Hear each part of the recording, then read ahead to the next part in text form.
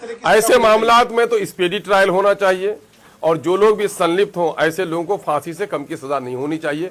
आज दर्जनों बच्चे शराब पी रहे हैं। गांव में पहले नशा का कोई आदी नहीं था, बीड़ी और तंबाकू, उससे आगे हमारे यहाँ नहीं था। कोई बड़े लोग थे सिगरेट पीते थे, लेकिन शराबी नहीं था बस्तियों में। आज बच्चे इसमें कर रहे हैं, गांजा, चरस, भांग के एक बिन ब्याहता लड़की नहीं बल्कि दो दो तीन तीन बच्चे की माएँ भाग रही हैं। और ये समाज भी हमारा ऐसा है कि वो भागने वाली औरत को फिर से समेट के भी रख देता है। तो ये बड़ी तबाही है समाज के लिए। समाज अगर जब तक नहीं उठेगा, सिर्फ पुलिस और हुकूमत के सहारे आप कहिएगा कि समाज की इस्लाह हो जाए, ये मुमकिन नहीं है। भाई हम लोग मरहूम रिजवान बल्कि मकतूल रिजवान जो नज़ीर साहब टंगटंगी के बेटे हैं, जिनका कत्ल अभी उनकी बीवी ने और उसके बीवी के लौभर ने मिलकर किया है, हम उसी गमगीन फैमिली से पुरसा के लिए हम लोग आए हुए हैं। जनाब सरवर आलम साहब को जामन के एमएलए भी हमरा है।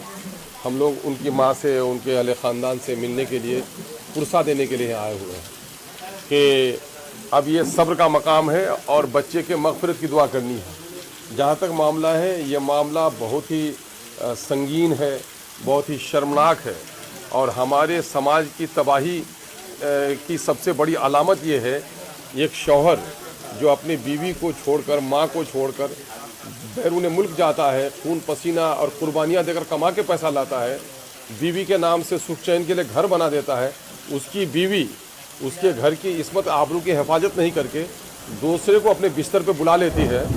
तो अगर लड़कियां इस तरह चुड़ैल हो जाएंगी तो फिर हमारा कोई नौजवान बाहर नहीं जा पाएगा। तो आज की ज़िंदगी में जब तक ये सीमांचल के लोग परदेश नहीं जाएंगे, उनका चूल्हा न जलेगा, उनके बाप की दवाई नहीं मिल पाएगी, मरने वाली माँ के कफन के कपड़े भी उनको मिल पाएंगे।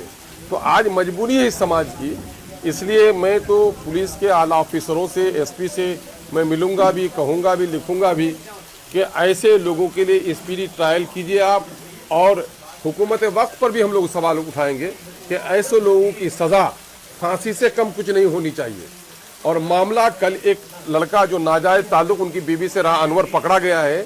ये मामला सिर्फ अनवर का ही नहीं, बल्कि हम पुलिस कप्तान किशनगंज से गुजारिश करते हैं कि उनके मोबाइल कॉल में देखिए, और लड़की ने खुद इकरार किया है कि 10-12 लड़कों से उनके नाजायज़ ताल्लुकात हैं। तो कम अज़ कम उन तमाम तर लोगों को कैफरे किरदार तक पहुँचाए, चूँकि समाज इसी से कत्ल गारतगिरी की तरफ जा रहा है। अभी पूना सुनथा में एक लड़का है, उसको ज़बह कर डाला, लेकिन इस मामले में तो पुलिस ने गिरफ्तार किया। अभी तो गिरफ्तारी भी वहाँ पर नहीं हुई है।